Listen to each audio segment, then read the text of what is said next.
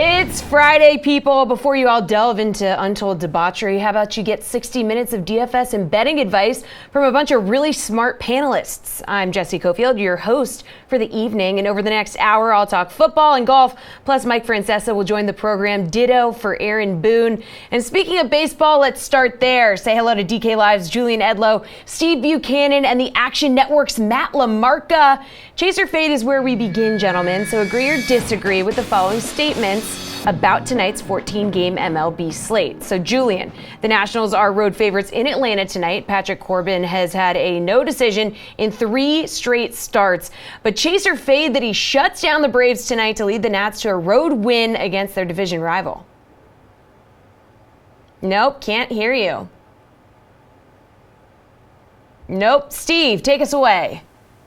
Yeah, it's starting off really well. So I don't mind this spot for Corbin at all. I mean, one of the things that really lacked about Corbin is that he's just been so inconsistent all season long, but really since the middle of June, he's really starting to get on a run here. We've seen him strike out at least 7 guys in 5 straight starts here. Last 2 starts, we've seen double-digit strikeouts in those as well. And those have been against a couple tough teams that have been tough to strike out. The Royals have been a team that's been really tough to strike out, but he just got 10 against them. So I like this spot for Corbin here. You know, lefties, the Braves have been good against. They have a good amount of power against him, but when Corbin's locked in, he's one of those guys, kind of like Robbie Ray. Like, he can go out there and throw 100 pitches through 5 innings, but you could get 9, 10 strikeouts in that start. So I like this spot for Corbin. It's tough to pay up for him with all the bats that we have going tonight, but I think Corbin does a really nice job here going against the Braves. Julian, you want to give that another try? As long as you can hear me. I can hear you. Okay, I don't know what happened the last time. I mean, I actually didn't really hear that much of what Steve said because I was trying to figure out my audio. It was probably wrong. I do like the Nationals in this spot. I think Corbin just has the upper hand in the starting pitching department. But as was the case last night when we did this question with Strasburg having a huge upper hand in the starting pitching matchup, I kind of just prefer to play the first 5 innings here and really try and capitalize on Corbin rather than get this shaky Nationals bullpen into the mix, whereas the Braves have had one of the best bullpens in baseball recently. So I feel much more confident just playing the first 5 innings here, but if you want me to pick the game, I do like the Nationals. Matt, Chaser Fade that Corbin shuts down the Braves tonight. Yeah, I'll chase this as well. I'll make it 3 for 3. If you look at the betting data on this game, the Nats are actually the favorites at roughly minus 120, but the Braves are a public underdog tonight. And unpopular favorites have actually performed well this season. They have a 123-91 record.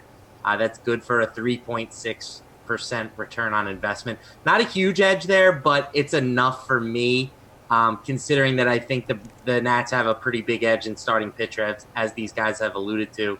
The Braves are good against left-handers, but Nationals are almost equally good against right-handers. So to me, the offense is kind of a wash, and I'll go with the Nats in a contrarian spot here. All right, the Oakland A's and Minnesota Twins have one of the highest totals on tonight's slate at 11. Jake Odorizzi has not been sharp in his last handful of starts, but Chaser Fade that he's going to rebound tonight and shut down the A's, meaning this game hits the under, Steve.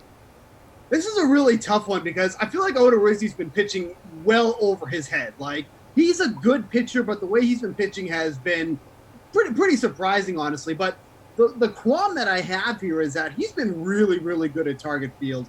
He's got a 242 WOBA here, a 4.58 xFIP. And the Athletics haven't been really anything that great offensively. It feels like for almost 2 months at this point. Obviously, they're getting a much better ballpark than if they're in Oakland, so that is in their favor. But I got to kind of side with Odorizzi here, kind of rebounding here at home. This has been where he's pitched his best baseball. The Oakland Athletics haven't really done anything offensively for quite some time now, so they're a much stronger team against lefties. If Odorizzi was a lefty, I think I'd be more inclined to take the Athletics here. But I think I'm going to side with Odorizzi and kind of rebounding here against an Oakland Athletics team that really has been struggling. You with Steve on this one, Matt? Nope. Right where I like to be. I think that this game is good for offense. If you look, the Sharps are just pounding the over on this game. Only 33% of the wagers are going on the over. I think the public looks at this game, they see two pitchers with a sub-4 ERA, and they think, oh, I can get under 10.5, under 11 in this game. That's a lock. But the big money, the big dollars have been coming in on the over. If you look at the weather out there tonight, it's going to be hot and the wind is blowing out. That's a bad combination for pitchers. I'm expecting a bunch of runs in this game, so I will take the over in this contest. Julian. Yeah, this is a tough one and probably one that I would stay away from actually betting, but I'm a man of the people, so I'm rolling with the public here and taking the under just on a lean. And it is a lot due to how good Odorizzi's been at home. 6-0 with the sub-3 ERA. We stayed under last night with 9 runs in this game, so Minnesota cooled Oakland's hot offense down a little bit in that game. Odorizzi's one blow-up was against Oakland, so maybe this lineup does have an edge against him. But that was the only game out of Odorizzi's last 5 starts that did go over this number. I just think this is a solid spot with a lot of runs where they can stay under in this game with how good Odorizzi's been at home. But yeah, it's a tough spot with the weather, and obviously on Oakland's side, I'm not necessarily as confident in the starter. All right, Rafael Devers is one of the hottest hitters in baseball right now. He and the Red Sox are getting set to take on the Orioles at Camden Yards. Devers is plus 380 to homer and for the Sox to win. So, Matt, chase or fade that you think Devers will go deep as part of a Boston W tonight? This is a hard pass for me. I never really like these combination bets, but specifically the part about Devers going yard, he's going to be on the wrong side of his batting splits against a left-handed pitcher. Devers has just a 157 ISO against left-handers over the past 12 months. He's been better than that this season, but I still think that it's not enough of a payout for me to bet on the Red Sox winning and getting a home run. I'm going to avoid it. Julian, do you want to avoid this bet too? Yeah, I am. I mean, first of all, just if you are betting these like parlays where you need a win and even more difficult, a home run from a specific player, you just want to make sure that you're betting them small, I would say, because these are, like Matt said, really tough spots. But then, yeah, you look at this matchup. Is Devers hot? Yes, he's playing fantastic lately and like almost inserting himself into the MVP race. But the matchup against John Means, who has been really good and is a lefty for Baltimore, just doesn't play into his favor. So I can't really – I would need a larger payout to go with the left-on-left home run, and you need the Red Sox win here. Steve, these guys are staying away. What about you? This was another really tough one for me, too. I mean, here's the thing is, like, I get the left-on-left matchup, and, you want to avoid that. Devers only has 4 home runs against lefties so far this season. But then I look at the Orioles bullpen, and they have the highest home run over 9 at home this season at 1.73. And, man, if there's somebody that's going to go deep in this game, I mean, I would think it's going to end up being Rafael Devers. So, I mean, I think these are pretty good odds here. I feel good about a Red Sox win in this one. If we can get that Devers home run maybe late in this game, I mean, that would obviously be the cherry on top here. But, I mean, with the way Devers is hitting, it's just like it feels like everything he touches is going out of the park at this point. And then, like I said, once that bullpen gets in the game, everything is on the table at this point. And with the way the Orioles have just been giving up runs and giving up home runs all season long, I don't hate this bet at plus at 380. So am I going to be putting my mortgage on it? No, certainly not. But, you know me when it comes to parlays, total sucker over here. So maybe not the best person to take That is true. All right, Steve, a sucker for parlays. All right, guys, Justin Verlander's strikeout total is set at 9.5 tonight against the Rangers. Julian, he hasn't hit double-digit Ks since June 12th. So chase or fade that he gets in a groove tonight and goes over 9.5 against Texas. I'm going to fade it, and I'm pretty sure we did this same question back on June 12th against the Brewers, and I faded it, and he struck out 15. So does Justin Verlander have a really high ceiling? Of course he does. He's one of the best strikeout pitchers in baseball. But he has faced this Texas Rangers lineup 4 times this season and failed to record more than 8 strikeouts in any of those starts. I would say that's a pretty good sample size to go on for a starting pitcher like Verlander and like this Texas lineup. So the Texas bats, they have a lot of lefties. They tend to strike out, and Verlander's a great strikeout pitcher. This is just too high of a number, and given that we haven't seen it in 4 tries, I'm going to fade it. Steve, where do you sit on this one? Yeah, this is pretty tough, too. I mean, it's such a perfect number that it really makes you think about it. But the Rangers have the 4th highest K percentage in the league against righties. But like Julian alluded to, it's not like we haven't seen this matchup before. We've seen this matchup numerous times, and Verlander is just not getting there. And then you take it. Now we're later into the season. We're in Texas. We're outside. I mean, the weather conditions are just not favorable. I mean, if anyone's going to be hitting the ball, it's going to get smoked at this point. So I think this is not a great spot for Verlander overall. This number, the way it's set it is as it is, I think it's more safer on the under here. But, kind of like what Julian said as well, this is a guy that we're talking about that can go out and strike out 12, 13 guys at any given start. But just by going by what we've seen so far this year, how the weather is tonight, I think this is one that you can hit the under on. Matt, what do you want to do here? I'm going to take the over. We have Verlander having a K prediction of 10.5 in the Fantasy Labs models tonight. The Rangers' projected lineup has a 28.4% strikeout rate against right-handers over the past 12 months. So Verlander has had a weird season. He's been extremely lucky when guys have put the ball in play against him, but I still think that he misses enough bats in this start to have some viability. I'll go with a slight over here. I'm kind of with these guys. Like, it's not a great spot. There are definitely other pitchers on the slate that I'm more excited to roster.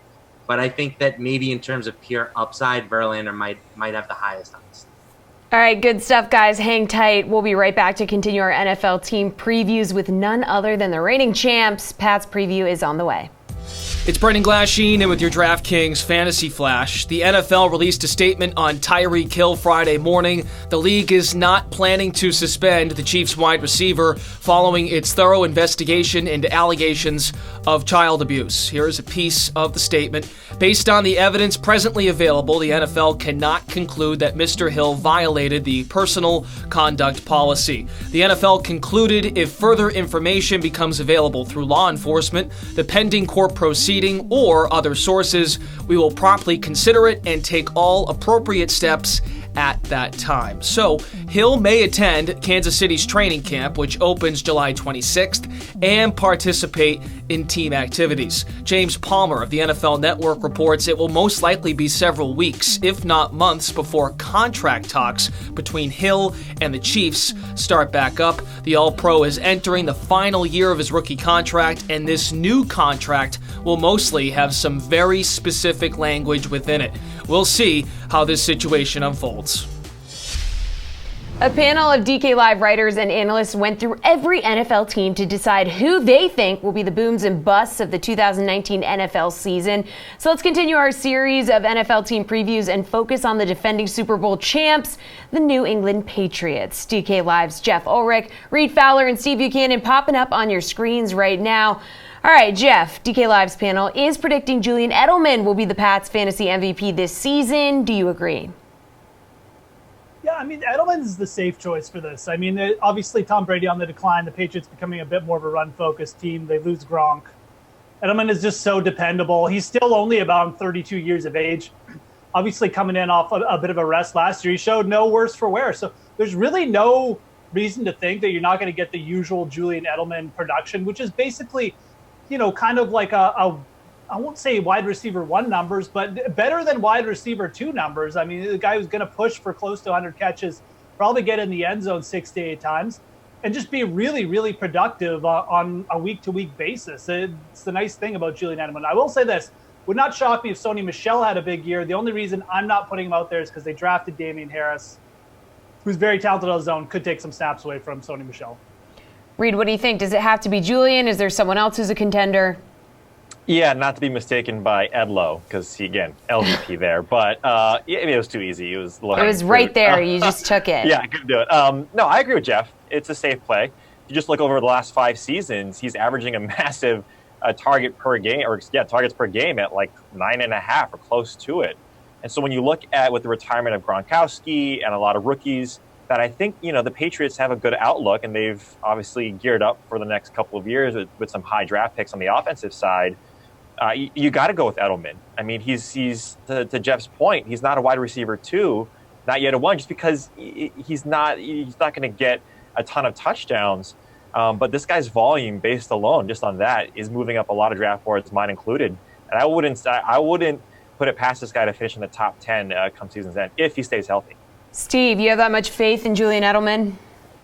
I mean, I totally agree with what these guys are saying, but that's the thing. Like, we've never really seen a Patriots team where it's Edelman and then, well, who's kind of next? Because they don't really have that solidified wide receiver two right now. I mean, N'Keal Harry, definitely someone who's going to be in the mix, but first few weeks, how much is he really going to contribute? And then it's Demaryius Thomas, Dontrell Inman, Maurice Harris. Like, these aren't names that teams are like, oh, we're really going to watch out for these ones. So I think it actually might end up being James White. James White could end up being more of the wide receiver two than kind of the running back that he's been there. I mean, he averaged almost 7.5 targets last year, and that was as a running back. I mean, I think they're going to use him a lot more in the passing game if you really can do that. But I think teams can really hone in on Edelman this year because they don't have that solidified wide receiver two, at least to start the year. Because the other thing, too, is that the tight end position is not really a factor either as well. Ben Watson is not going to be in the first 4 games, so now it's going to be Matt Lacoste. We haven't really seen him do much in the league either. So it's just kind of Edelman right now. So I think that could actually end up hurting him more than it can help. So I'm going to go with James White in this spot. The panel predicting that running back Rex Burkhead will be the LVP, meaning a player who will be overvalued. Do you think that's going to be the case here, Reed? No, I mean, he's not being valued. I think this is a reoccurring theme with the panel, with all due respect, obviously. He's not even going in drafts. There's no ADP on Rex Burkhead because no one's drafting him. So, I mean, he does present value. We always talk about this. The carousel of the running backs, to Steve's point, right outside of James White, who has a pretty solidified role in this offense, is really a revolving door.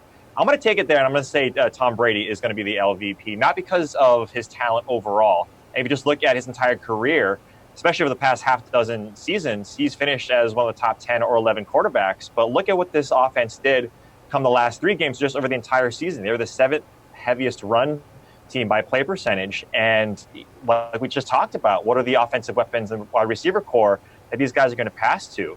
With Gronk retiring, when you saw him out of those 30 or so games over his career from like 2010 or 11, the decline in pass completions, attempts, yards, touchdowns all went down. And Tom Brady going before Dak Prescott and Jeff's boy, Mitch Trubisky, I think is a huge mistake in drafts. Trubisky has top 10 upside this season. I'd much rather go with them as opposed to Tom Brady, who's going not necessarily high, but around round 11. Steve, what do you think?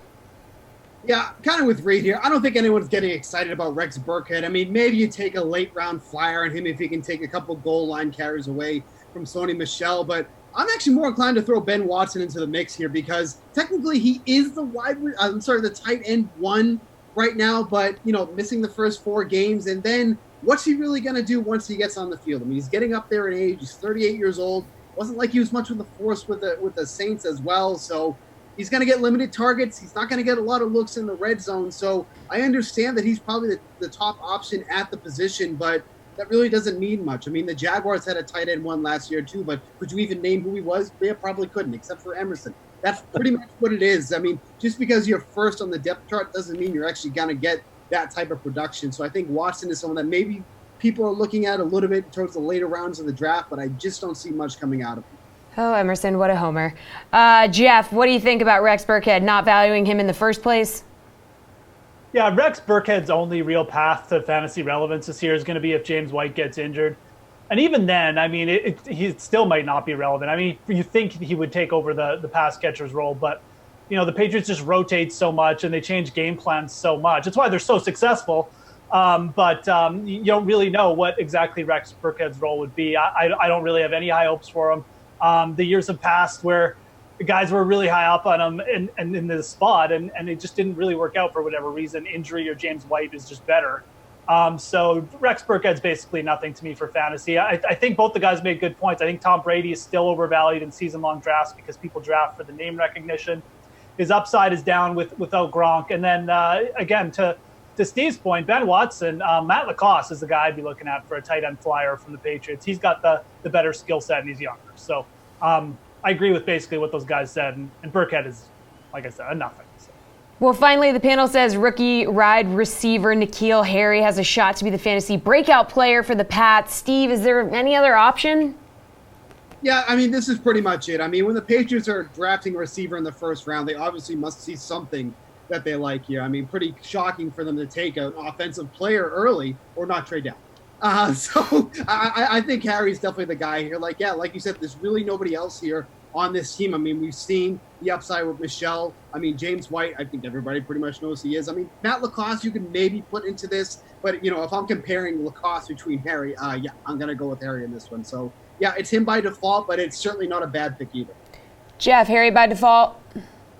Yeah, I wouldn't say default. I think Matt Lacoste does have a real chance for a potential breakout, but N'Keal Harry is a better talent. I mean, I'll give Steve that for sure. I mean, he also fits more of the Gronk mold, where in college, he's a big body receiver who, was good at catching like the back shoulder throws, whatever, makes for a better red zone target. That's kind of his bread and butter, not necessarily like a speedster or a guy who's going to get a ton of separation, but he's really good at catching in traffic and catching over guys. That's what he's been doing in training camp for the Patriots thus far. So it wouldn't shock me, N'Keal Harry. The Patriots are a really interesting team. I mean, they made some interesting jobs. Like I said, Damian Harris is a guy who, if Sony Michel ever got hurt, could step right into that big back role. So look out for him too. So, Lacoste, N'Keal Harry, Damian Harris, all these guys can be fantasy relevant at some point, one point during the season, I should say.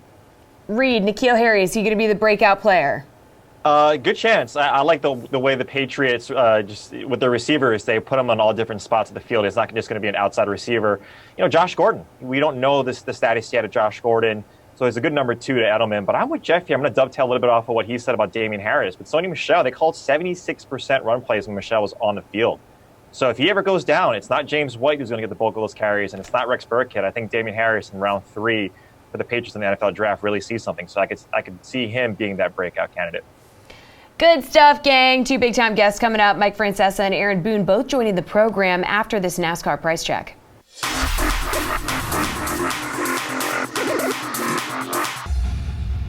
Welcome to the price check. I'm Pierce Dietrich. Let's look at the salaries for New Hampshire.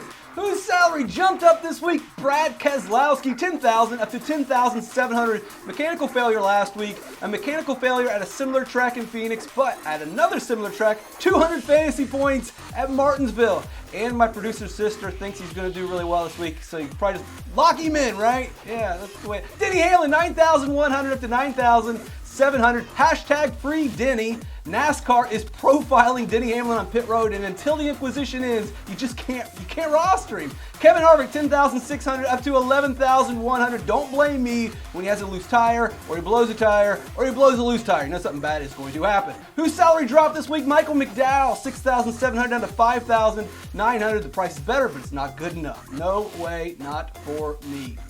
I'm just not going to do it. Ricky Stenhouse Jr., 7,800 down to 7,200. He's been good in the high horsepower, high downforce package. Finished 16th at Richmond, 13th at Phoenix. Ross Chastain, 5,900 down to 5,400. 3 weeks in a row, we're talking Ross, but his price has been fluctuating. His performance has not. He finishes 30th. I'm not rostering the watermelon guy. Favorite play of the week, Kyle Busch, 11,900. I hear you, you're worried about his price, but if he starts close enough to the front, he should be in a position to lead laps and score 90 fantasy points. Chris Buescher, 7,100.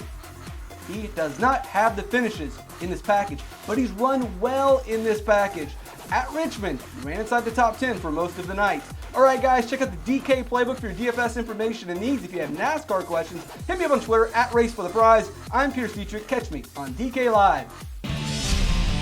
Reports came out recently that Chapman was leaning towards opting out of his contract to hit free agency at the end of the season. Now, shortly after, Chapman took to Twitter saying Yankee 100%, and later spoke to the media saying the report is completely false and that contract stuff hasn't even crossed my mind at all. So considering that and the Kimbrel deal earlier this season, does he exercise his option and test free agency? I don't think so. I think he's happy here. It's also a pretty good 2-year option. So it's a lot of money. It's not a bad payday. He wouldn't get that much more money on the open market. It's guaranteed money to him. So I would not be surprised if he stays. He likes it here. They treat him very well. He's a different pitcher now a little bit. First of all, he's never been lights out. He's never been Mariano, but nobody's going to be Mariano. But he is a little different guy now.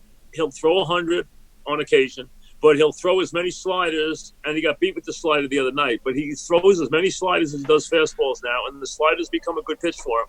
He's developing into more of a pitcher than just a flamethrower, and that's going to happen as the years go by, but he's still a very, very solid closer. Yankees like him. He likes the Yankees. I would not be surprised at all if he stays. So the MLB trade deadline is approaching. With the recent change to now only have a single deadline, combining both waiver and non-waiver deadlines, do you expect this to be just the craziest one yet? I think it's crazy, too, just because of the National League, where everybody is just bummed. All the teams are all in the wild card race. So other than the Marlins, I mean, even the Mets think they're in the wild card race right now, and they're really buried, and they think they're in the wild card race. So when you look at the standings and you realize right now that everybody is within, except the Marlins, is within 7 games of the wild card in the loss column, they all think they're in it. Look at the Giants. They've gotten hot of late. They've won 12 of 14. And now, after beating the Mets last night, now do they trade Bumgarner or do they keep him in what is Bochy's last year? I think the Yankees would be interested in Bumgarner. Now, he has a no trade. They'd have to open his contract. But they're now 2.5 games out. So they've jumped in 2 weeks into the wild card. Maybe 10 days from now, they're out of it again. Who knows? But there's more buyers than there are sellers right now. There's more people looking for starting pitching than there are starting pitchers available. And with that being the case, you're going to pay a premium for the starting pitcher. They're going to be very, very costly and few and far between, because people thought Scherzer was going to be involved. He's not. People thought Bauer was going to be involved. The way Cleveland's playing, they're right on Minnesota's tail. He's not. When you think that maybe Bumgarner is off the market now, if he is, there's very little there. Stroman's there, but he's not a difference maker. There might be another 1 or 2 pitches available. Nothing great though. So I think it's very much a seller's market, but there's not a lot of difference makers out there unless Bumgarner is on the market. So what trade do you most expect to happen, and what's a trade that you think would be most beneficial for a team that's looking to make that postseason run? I think the Yankees will add a pitcher. I think they think they're 1 pitcher away. They also want insurance policy in case Severino doesn't come back. They'll try to see if Bumgarner is available. If he's not, I wouldn't be surprised they add Stroman. That wouldn't surprise me. I wouldn't be surprised if you see a couple other pitchers traded from, say, a team like Cincinnati, or maybe even a minor from Texas. That's all a possibility. But to me, these guys are not difference makers. They're not like Verlander or Bumgarner. Bumgarner is a great postseason pitcher, not a good one. He's an all-time great postseason pitcher. He's a winner. You put him in that spot, he is going to – and he looked great last night throwing 9 innings against the Mets. He's a difference maker. There are very few difference makers out there. There'll be some players moving.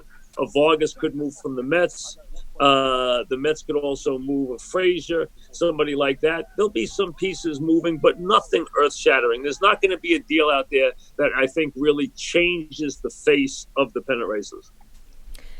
MLB is discussing implementing an international draft as soon as 2020. So looking back at huge names like David Ortiz, Bernie Williams, Ivan Rodriguez, Vladimir Guerrero, who have all entered the majors through the international free agent signing period, is this change just long overdue? Yeah, I think, listen, anything they can do to structure that more and make it more equal distribution of talent works. Some teams are better at running their scouting, especially internationally. Some teams have gotten, like the Mets have gotten stronger at it. The Yankees have made it an important part of their stuff in their program in recent years. As you said, there's a tremendous amount of talent out there. There's a tremendous amount of talent around the world. There's a tremendous amount of talent in the Spanish-speaking countries. So from that standpoint, you have to mind that if you're going to find talent everywhere, you cannot miss on the international players. There's too many good players available, and they can be difference makers. So you have to do a better job. And if they can structure that and take out all the loopholes and take out any advantages anybody has, I think it's better overall for everybody. So we're now nearly halfway through the Open Championship, formerly the British Open. Who's impressed you the most so far? Well, really, I think anytime Koepka's not winning in a major, you have to be surprised. Now, I didn't expect this out of Lowry, and I would say right now that I would think that Lowry and Holmes will not stay there where they are. Westwood being there doesn't surprise me. He's a very good ball striker, but I don't think he'll do it for 4 days in a row. So I would say the winner would come from Koepka, Rose, and Fleetwood. Those would be the three guys I would keep my eye on. Fleetwood, Rose, and Koepka. All right, well, Rory McIlroy has underwhelmed, to say the least. I mean, what do you think is giving this guy so much trouble? Well, listen, he has been a disaster in recent years in big tournaments. That has usually been his putter that has let him down. But for him to go out, and think about yesterday, you had Woods, Mickelson, and Rory in day one go out there and shoot a combined 20 over par, the three guys, okay? Now, here's what I would say. Why did Phil and Tiger make the trip? They should have saved the fuel on their jets. As far as Rory, this is a home course for him. He held the record here since he was 16. He set the course record at 16 years of age. He was the favorite to win it. For him to go out and get a snowman in 8 on the first hole, he hit an iron off the first tee and hit the ball out of bounds. Do you know how impossible that is to hit an iron on the first tee and hit it out of bounds? I mean, that's one of the choke swings of all time. Rory had to be on the leaderboard at a tournament in Ireland on a course where he holds the course record. For him to be out of it is an utter disaster. Julian Edelman is going somewhere in like the third round, and here are 4 receivers going ahead of him currently in PPR formats: AJ Green, Stefan Diggs, Adam Thielen, and Amari Cooper. Could you be talked into that Julian Edelman is a better PPR player than those 4? I don't know if I could. Okay. I like him where he's going. I don't have a huge issue with him being right with those guys, but when I look at it from a ceiling floor perspective, there's higher ceilings with, well, essentially all of those guys for me. And then the big concern that I have about Edelman, if there's any knock, and right now Edelman is my number 15 player in PPR at wide receiver, it's that he's 33 years old this year, which is getting up there for a wide receiver, no doubt about it, coming off a really impressive season. But sometimes with these guys, it happens quickly. Like at the beginning of the show, you mentioned Jordy Nelson. Like, how quick did that happen when Jordy Nelson, he went from an elite PPR guy to, oh my God, I can't even start Jordy Nelson. Like, that happened within the span of a season and a half. And a lot of people had said, oh, well, it was Brett Hundley. Devontae Adams had double-digit touchdowns that season. So I don't know how much of it was Hundley and how much of it was Nelson already on the decline. So that's the one thing. I'm not saying Edelman's going to decline this year, but I think it's fair where he's going. I don't want to overvalue him. I also don't want to undervalue him. Okay, what's a better pick then? Amari Cooper at pick 29 or Julian Edelman at pick 42? Because I think I would lean Edelman there. Yeah. I mean, given that gap, yes. I do think I agree with you there that is a better pick. Or Adam Thielen at 24 or Edelman at 42. Like, that one seems like a no-brainer. Yeah, exactly. And when you compare where Diggs is going, to Adam Thielen right now, where he's going a whole round later, I like where Diggs is going more as well. Both of these guys were triple-digit catch guys last year on the same offense, which, by the way, just throwing this out there, Minnesota's offense is being undervalued. Kirk Cousins, for everybody who said that last year was a disappointment, the dude had another 4,000-yard passing season and a career high in touchdown passes, and everybody's disappointed. So he's one of the best values on the board. How can we view Kirk Cousins as number 20 quarterback, and yet both of his receivers are borderline wide receiver ones? Like, there's something in the equation that doesn't match up here. But yeah, I think that, compared to Thielen, though, Edelman is the better value. Hey, what's going on? It's Friday. We made it. I'm Tara Lanazak here with your DraftKings Fantasy Flash. MLB trade talks are starting to heat up with the deadline fast approaching. Trevor Bauer is a name being thrown around as a possible trade candidate, but after his 10 strikeout performance against the Tigers on Thursday, Cleveland may be rethinking that possibility. Trading Bauer now could be tough for Cleveland after their 6-3 win last night. The Tribe have won 11 of their last 13, including 5 in a row, and currently hold the first wild card spot in the American League. So why would they mess with what's working so well right now? A big factor that will go into the decision of trading the 28-year-old is future payroll. Bauer will get a significant raise in arbitration next year that Cleveland likely won't want to pay. If they do decide to sell, the San Diego Padres have reportedly emerged as the most serious suitor for the righty. San Diego wants a controllable young pitcher, and Cleveland could use a couple of their young bats. The July 31st trade deadline is approaching, so the Indians will have to make their decision with Bauer soon. Welcome back to The Sweat, where we have a very special guest joining us. Friend of the program, Yankees manager Aaron Boone. Hello, how are you? Good. So, Aaron, savages, huh? Yeah, they can be that, especially in the box. That was just obviously that's something that's kind of taken on a life of its own now. I didn't necessarily mean to get that animated, and thought the umpire did a really good job of handling the situation, but also felt like at that time in the game, just wanted to make sure no one else was getting run early in a ball game. It seemed to work pretty well as like a rallying cry for your team. Could we have been seeing the beginning of a new Yankees motto there? I don't know about that. Our guys are playing really well and obviously are very capable. So I don't think they needed me to fire them up to go play well. They've been doing that plenty on their own without me having to get tossed out of a game. So the guys are playing well. The guys are focused, and we're in the midst of a really good season. Absolutely. Now, since we last had you on our show, Aaron Judge has returned to the lineup full time. How much has his return been just a boost to your lineup? Yeah, it's huge. Just to be able to pencil him in there in that number 2 spot. He's just such a good all-around player. Obviously, a great defensive right fielder. Does so many things well. About as good an offensive player as you're going to come across, and just the energy and everything he brings to the table every single day in the clubhouse, but also in the dugout. There's just a presence that he has that I think all the guys kind of feed off of. You had also just added Edwin Encarnacion. He now has 20 games under his belt and has hit 7 home runs in that time. The average isn't yet there, but having that kind of power threat in the lineup must be a nice weapon to have. Oh, he's been great. He's he's hard. You can tell the pitcher has to work really hard and expend a lot of energy, even if they have success and are able to get him out. He's definitely a presence. He's worked to go through. He's part of that, group of guys in our lineup that really do a good job of wearing a pitcher down. And obviously, if you do make a mistake to him, he's a guy that can lose it. Now, Domingo Germán has really emerged in the rotation for you guys. He's been fantastic in his last 2 starts. What's clicked for him this season?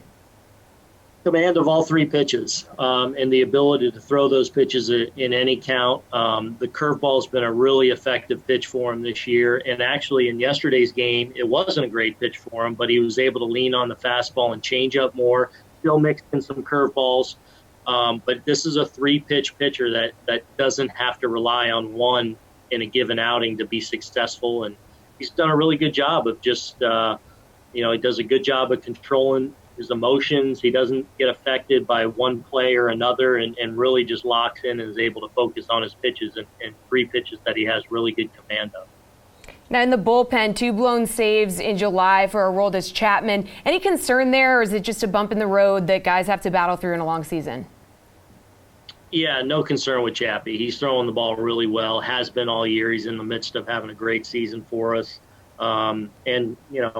Closers are going to have a hiccup every now and then, and sometimes those are a case that you tip your cap to the opponent's really good as well. But Chappie's in a good place, throwing the ball well, and like I said, having a great year for us. You guys have dealt with injuries all season. Betances and Severino started throwing on Monday. Any update on their status? They have now played catch a few times. Everything's gone well to this point. Hopefully, if that continues to progress and go well, they'll be on the mound in a couple weeks, and then it starts to speed up from there. But optimistic that we're going to get both those guys back at some point later in the year. Trade deadline on the way, and this season there are no waiver deals, just a July 31st deadline. How do you think that's going to change the way that teams approach the deadline? I think we've already seen it with our club, for example. We've made some deals, smaller deals, if you will, that kind of have addressed depth. We're able to get Eric Kratz back, obviously a very good catcher, and He's in AAA with us right now to provide depth. We were able to get Terrence Gore the other day, and he's down in AAA to provide depth. So I think you're going to see more small moves to go along with some of the bigger ones as well, but to create that depth, because if anything goes awry or injuries pop up, it's hard to make up for them now without the waiver situation in August. Well, as a former player and now a manager, can you feel a sense of like uncertainty in the clubhouse in the days leading up to that deadline? I mean, you can have those kind of things happen in different seasons. I don't sense that with our group right now. I think our guys are really confident with everyone we have in that room. They know we're capable of doing something special with everyone we have in there.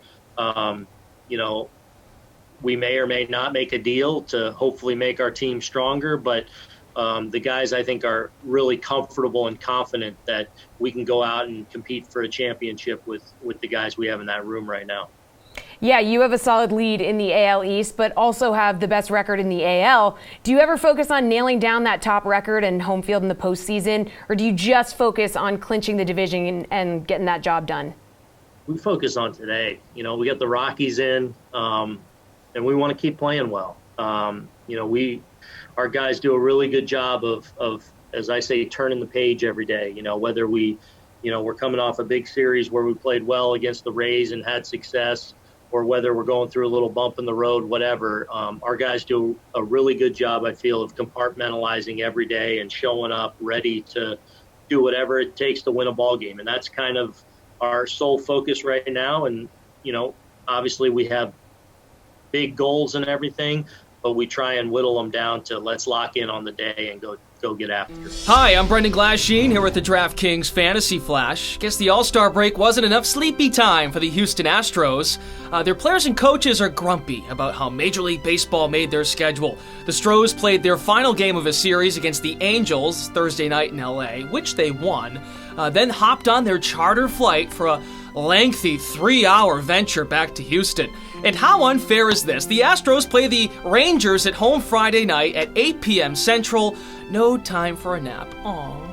Outfielder Josh Reddick called the schedule construction absurd. Manager A.J. Hinch, friend of the program, says this quick turnaround will be brutal and hopes a situation like this is addressed in baseball's next CBA.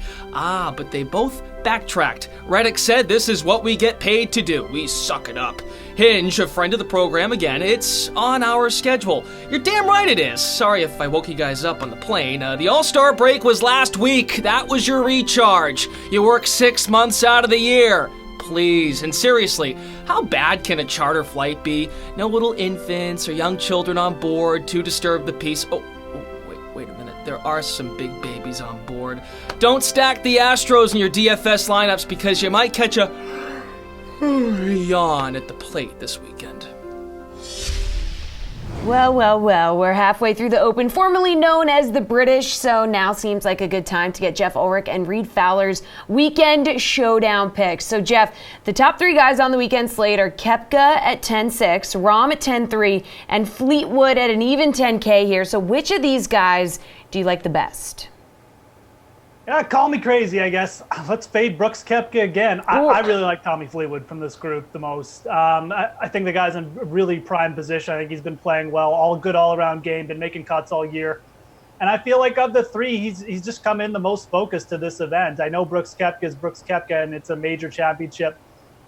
His iron game hasn't been as good as some of the other top players, though, so far through 2 days, and it could catch up to him eventually. So I have no problem taking Fleetwood, especially on a links venue. Rahm is interesting. Always a trouble, though, if Rahm gets off to a little bit of a slow start on the weekend, then you'll see a blow-up round. So give me Fleetwood of these 3. He's the best value, too, at the cheapest price point. Reed, who are you going to go with here? Are you going to be like Jeff and fade Koepka? Not entirely, but I agree with him. I'm not going to be playing Bruce Koepka, as some like to call it on the telecast. No, I'm not going to play Brooks. I'm going to actually get some brownie points with our host here and play John Rahm on the weekend. I think when you look at what he's been doing over this entire tournament, he's 7th in greens in regulation, much better than Fleetwood and Brooks right now. I mean, across the season, you know that Brooks can close this out, and it's always a worry that you have with Rahm if he does get out to a slow start, if that wind does pick up, which it will. But rest assured that if that win picks up, you see some corollaries where the Masters on Sunday, Tournament of Champions, not a tough course, but running the coast with a lot of wind. This guy comes in top form, birdie or better's gain, strokes gain putting, tee to green. All of that is great. Arguably some of the best form, if not the best, coming into this tournament. I like Rahm's chances. All right, Shane Lowry, who's having himself a nice little tournament so far, is just 8,100. Reed, is that a steal for this contest? Not so much. When you look at the guys around this price range, there's really no one else, right? Jason Day did present some value, but he didn't make the cut. So I think a lot of people are going to be playing Shane Lowry. Not a bad play. I think when you play weekend golf, you got to also factor in finishing position, and he's right up there. He's got the country of Northern Ireland behind him on his shoulders. Strokes gained par 5 are nice. Tee to green is nice, but ball striking on the weekends for Shane Lowry, not the best. He comes in 90th in the field over the last 7 or 8 tournaments on the weekend. But when you get guys like him or other players that play well in the wind, look, his strokes gain in the wind when it's really extremely windy is 6x when it's moderate. And so this is the type of guy you want. Brendan Grace is the type of guy that you want at this type of tournament. So I don't think it's a steal because I think the ownership is still going to be up, and I think he's a solid play. Jeff, what do you think about Lowry? Yeah, I mean, look, it's an easy kind of argument to say that Shane Lowry's in the lead. He's going to get pressure. And he's going to have a bad weekend. At the same time, he's really struck it well the first 2 days. So you can't really go back and look and say, oh, he's just going to crumble because he's been just putting the lights out or something. Because it hasn't really been the case. He's been doing everything good. At the same time, I see guys like Paul Casey underneath him, a couple other players, just like Aaron Van Ruin at 7,400. There is better value, and I'd rather take a shot with one of those players who's going to be lower owned than ride Shane Lowry because he's got a lot of players behind him, and he's going to be going off last. And I know I just said it's kind of a cliche, but it is generally what happens. We see these players in the last group struggle, and I think you might see Shane Lowry struggle at some point in the weekend. So not for me. I would much rather go down to a couple of those bigger names under him. All right, Jeff, who's someone that you're going to fade this weekend that got off to a hot start? Yeah, for me, it's going to be J.B. Holmes. It's kind of the same situation as Shane Lowry. We've seen J.B. Holmes get off to good starts. We've seen him win events on the PGA Tour. Never really been in contention in a major, to be honest. I mean, he's been up there on the leaderboard, but never really gone off in a final round, like a final group sort of. Sorry to correct myself there, in a major championship. We saw him absolutely collapse one year at the Players, and I mean absolutely collapse down the stretch. So I don't really have that high hopes for J.B. Holmes. I know he's been playing well too, but this is a completely different scenario. You got half the golfing world down your throats within 4 shots. I 100% fade J.B. Holmes here. I know he's played well to start, but for me, that's a big time fade. Reed, who are you looking to fade? I mean, come on, J.B. Holmes. He's number 1 in fairways hit and regulation. Number 2 in There's 2 rounds, Reed. There's 2 I more know, but look, he's not doing it like he usually does, which is gain 11 strokes putting. And so finally, you get J.B. Holmes, who's striking the ball extremely well. I wouldn't necessarily fade him 100%. I know what Jeff's saying. I mean, when you look at this type of tournament, especially with the windy conditions that we're going to see come down Sunday towards the end of this tournament, it's going to be extremely windy. So with the pressure of winning their first major, all of these guys in the top 5 or 6, they're going to get some pressure, especially with the Brookses and the DJs coming through. But it's Jordan Spieth. I mean, I get that his track record here at the Open Championship is extremely well. He's number 2 since 2014 in strokes gained total. But he's been failing to hit the fairway, and that's going to catch up to him. So Jordan Spieth, get out of here. All right, Reed, what about someone you think will rebound this weekend from a slower start to the tournament? I think it's Dustin Johnson. I mean, look at this guy. He birdied 2 of the last 3 holes. He actually birdied 2 of the 3 par 5s, which he didn't do. He didn't birdie any of the par 5s on the in the first round. But again, I reiterate, it's when it gets windy, he's number 1 in ball striking. If it's not DJ, it's Matt Kuchar. I mean, just look at this guy's track record. He's been playing well. He played over the links course before this, and he's just right around that he's 4 or 5 back right now. He hits the ball well. He's number 1 in fairways gained. When you look at weekend golf and windy conditions, he's the best when it comes to keeping the ball in the fairway. And he's that veteran that we need come down the stretch. And he's not elite, so he's going to have to attack. So I like Matt Kuchar. Jeff. I'll go with my guy from pre-event, Paul Casey. I mean, he snuck in to make the cut. He putted horribly the first 2 rounds, and he still made the cut at even, which is fine. So pressure's off now. He's 8 back. He's not completely out of it, but he really hasn't played that bad. It's just, like I said, he's been lipping out putts left and right. So would not be shocked at all to see Paul Casey put in a low round on the weekend. All right, Slate approved pick time. Jeff, who's your lock for the weekend showdown at the Open Championship? It's between Fleetwood and Kuchar. I'm gonna say Matt Kuchar. I really like the spot for Matt Kuchar too. I think he could easily sneak up here from -4. Everyone's kind of forgotten about him. It's all the pressure's on the Euros at this event. So give me some Matt Kuchar to take home the Claret Jug this weekend. Reed, Slate approved. Yeah, 2 for 2. Cooch. Let's go. I think they're going to be yelling his name. Jeff's got a good pick there. Wow. All right. Excellent work, golf gurus. One more baseball segment to go. You don't want to miss Put Up Your Bukes. But first, here's a very special Odds Are with Johnny Avello looking at an out-of-this-world scenario. So, guys, there was this movement out there for a group of people to storm Area 51. Supposed to take place on Friday, September 20th at 3 p.m. So 1.5 million RSVP'd to attend, and another 1.1 million said they were interested in attending. So will people actually show up? I kind of gauged some ideas why it's probably bad reasons to show up. First of all, it's going to be pretty hot that day. That's number one. Number two, it's Friday at 3 p.m. And for me, that's happy hour. That should be the same for these people. And the third reason not to show up is that it's a training range for the U.S. Air Force. And that means trouble if you try to storm an area like that. So I made the odds 1 in 10,000 that raid won't take place. That doesn't mean people won't show up. I believe they'll show up, but I think that once they start thinking about what some of the consequences are, they won't do it. I also made the odds on will an extraterrestrial be found, and those odds are 1 in 100,000. I don't believe they're going to find any ETs around. I've been living in Nevada for 40 years and have yet to see one personally. There's always been those rumors out there, but I don't believe it's that they're going to find one. So just huge odds on both of these things happening. Final block of the show, folks. Let's bring it home with these two, Steve Buchanan and the Action Network's Matt LaMarca. Time for the infamous Put Up Your Bukes. Steve gives his top 3 plays of the night, including fantasy point projections, and Matt will agree or attempt to explain to you why you're wrong. Key word is attempt. Your first buke, Steven. Yeah, so I'm going to go with Michael Conforto here for 16 DK fantasy points. He's only 4,100 tonight. This is someone who's been hovering around in the 5K range almost just a month ago. And look, he's going up against Tyler Beatty, who against lefties, 373 WOBA, 5.91 xFIP with 5 of his 9 home runs allowed. Conforto's been averaging 8.6 DK fantasy points since the All-Star break. And I already know Matt's going to be like, oh, well, this is in San Francisco, blah, blah, blah. I don't care. But nobody can do good in San Francisco. So before you even make that dumb rebuttal, I'm taking that right off your list. So give me the rest that you have.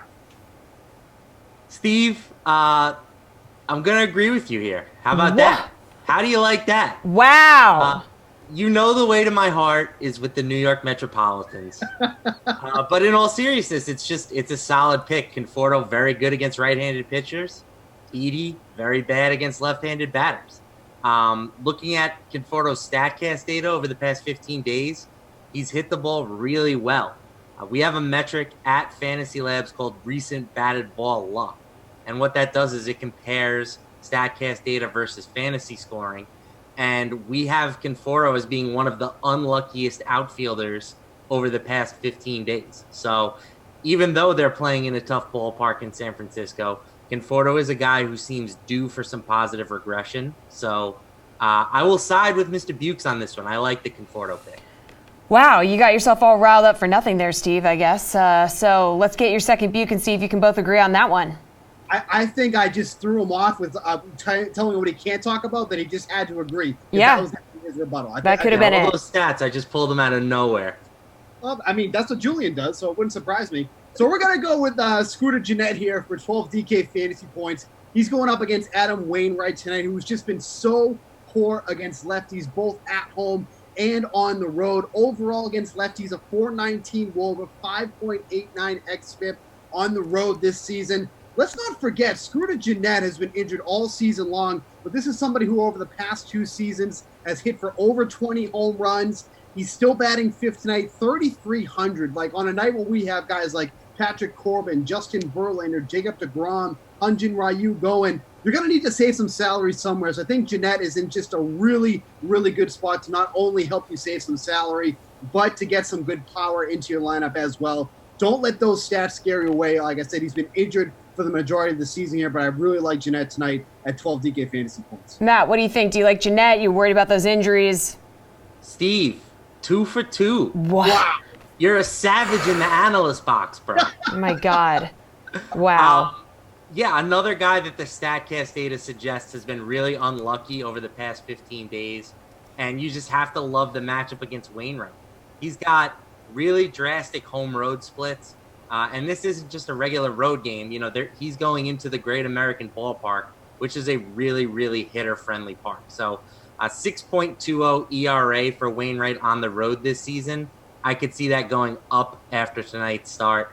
Left-handed bats in particular, 419 WOBA against Wainwright when he's on the road this season. Steve mentioned the pop for Gennett, at least 23 homers each of the past 2 years. The only reason we're getting him at 3,300 tonight is that he hasn't played much this season. So I think that's another great call. Wow, I can't believe this is happening. Steve, let's get your third and final buke here. And if you guys agree on this, I don't know what's going on. I mean, this is a historical show, or it is Friday, so Matt may have had happy hour already. Completely possible. So I wish. Out.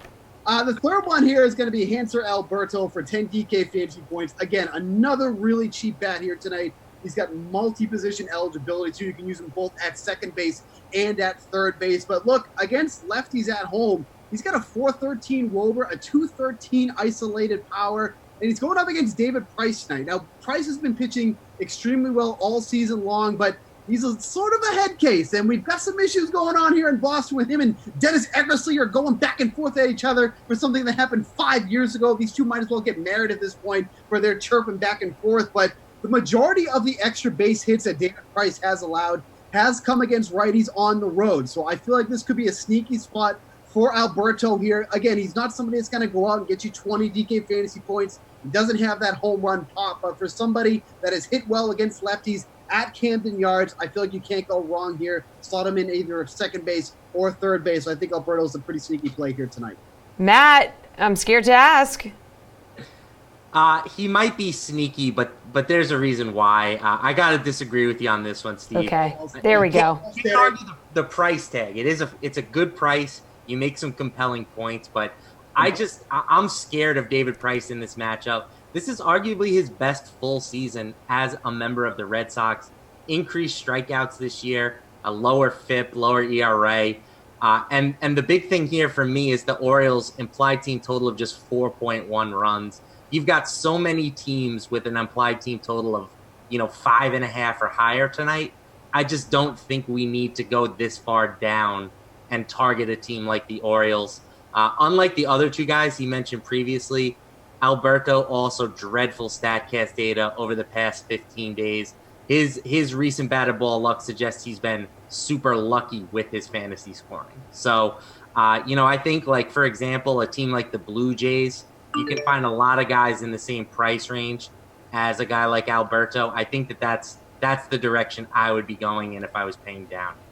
Oh, man, I'm glad we didn't agree on all three. That just would have been crazy. All right, take us to the finish line with slate-approved picks. Steve, who is your lock of the night?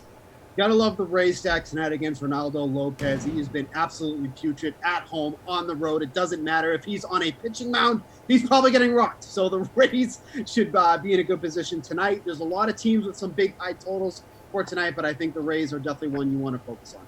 Matt, slate-approved pick, please. I'm going with Jacob deGrom. Great matchup against the Giants. I know that the Giants have been hot of late offensively, but a lot of their numbers are buoyed by the fact that they scored 40 runs in 4 games in Colorado. I still think this is a team we want to target routinely with our pitchers, and I love the fact that they're coming off a 16-inning game last night. That Mets bullpen is pretty depleted, so I think that they're going to push deGrom a little bit harder than usual. Excellent work, you guys. That'll do it for The Sweat, a show that airs Monday through Friday from 6 to 7 p.m. I'm Jessie Coffield. Enjoy your weekend and see you Monday. Go download the DK Live app. You can watch it on that, plus YouTube, Twitter, Facebook. You know the drill. See you on Monday.